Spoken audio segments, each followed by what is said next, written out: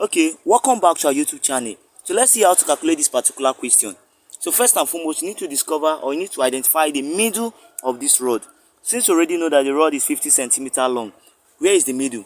Half of 50 is 25. So in that case, the middle of this rod will be somewhere here, which is what? 25. 25.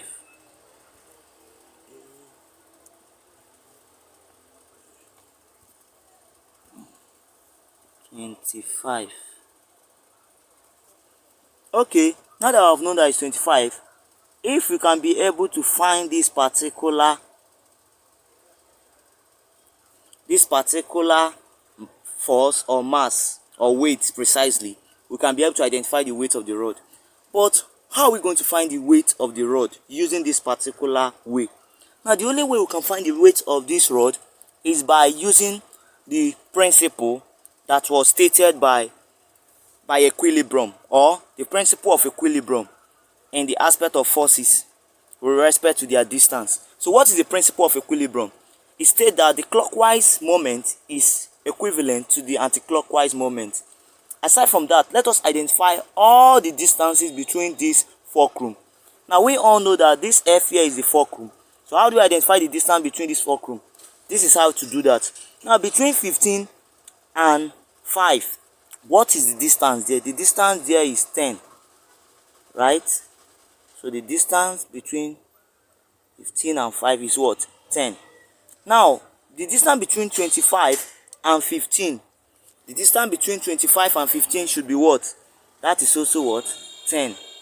So the distance between 25 and 15 is what? 10. Now that I've known that one, the distances between the fulcrum and the forces, how do we calculate this? Mind you, like I said before, the sum of clockwise moments is equivalent to the sum of anti-clockwise moments. What is clockwise moment? Clockwise moment simply means when a particular thing moves in this direction. So you know how the clock moves. When a particular thing moves in this direction, that is what?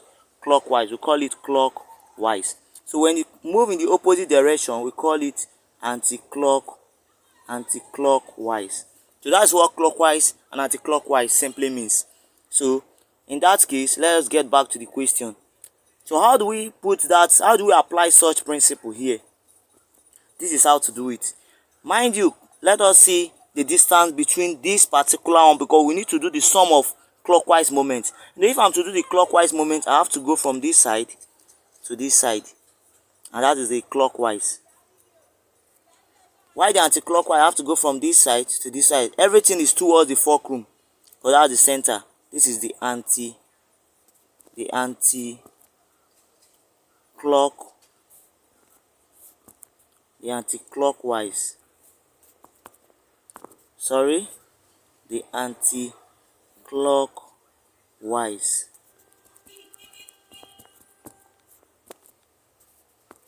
Sorry, I'm having issue with my device. So this is the anti-clockwise. Anti-clockwise.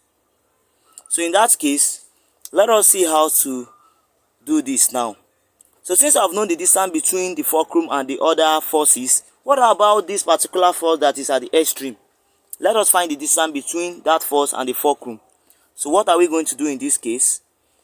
We are going to identify the distance between this particular force that is placed at 25 and the 45. So what is the distance between these two forces? 45 minus 25 is what? 20. So the distance between these two forces are what? 20. It's 20. So in that case, we can now continue.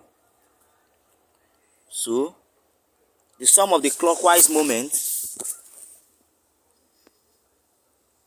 let's put equal to at the middle. So the clockwise moment is in your right hand side. So we have x times 10 plus 40 times 30. I know some of you might be wondering how I got my 30, but I'm going to explain that. So the other one, which is anti-clockwise, we have 200, which is the force, multiplied by 10, which is the distance. Mind you, we are doing force times what? Distance. So that's what we are doing here. So in that case, let us see how we got that 40 times 30. So this is how we got the 40 times 30. For this 45 here, we plus these two numbers, 10 plus 20, that was how we got the 30. So 40 times 30, that is what? 120, right? So in that case, we are going to plus and multiply everything together. So that's equal to 10 times x is 10x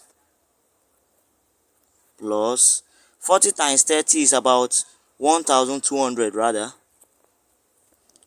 So 200 times 10 is 2000.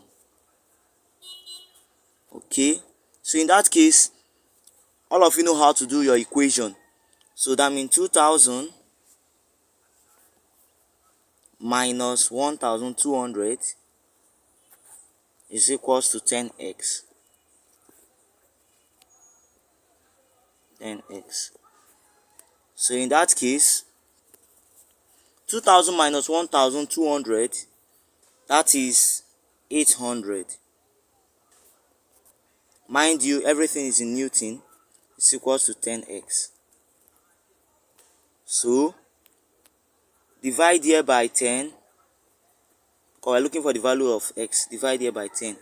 10 cancel 10. So in that case, our x is going to be 80 Newton. So that's your final answer.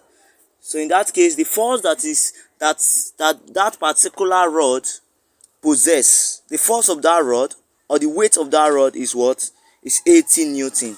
So in that case, we have already found out that this particular place is what? 80 Newton. So do well to subscribe to this channel and please help us to share this video. More videos are coming. Thank you very much and God bless you.